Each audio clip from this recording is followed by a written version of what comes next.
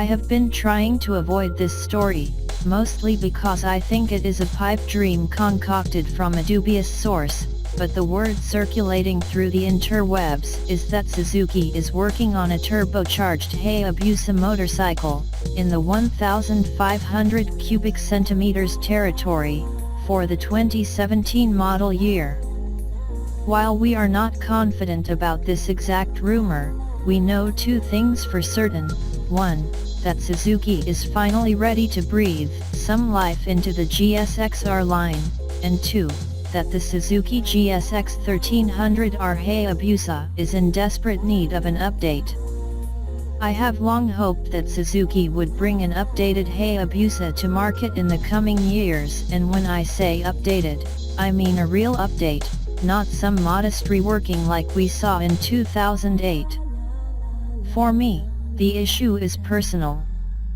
The Suzuki Hayabusa debuted right as I was getting into motorcycles. It was a halo bike that impressed me with its high speed, and what then passed for aerodynamic design. It was a brawny motorcycle that directly challenged the machines from Honda and Kawasaki. It may not have been the fastest around the track, but it could boast about being the fastest in a straight line. As a teenager, I could not help but be intrigued. I was not the only soul to be captivated by the Hayabusa, as a friend calls it.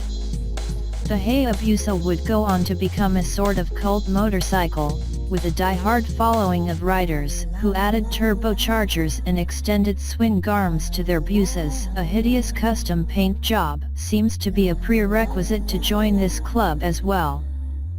Much time has passed since all this transpired though, and what made the Hayabusa stand out at its debut is now commonplace.